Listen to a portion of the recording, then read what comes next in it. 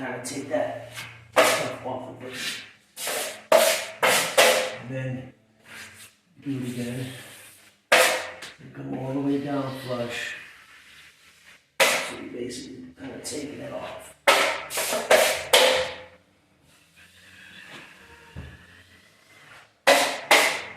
You don't have to fix that side if you don't want to. I mean, I'll do it because I'm really good at it.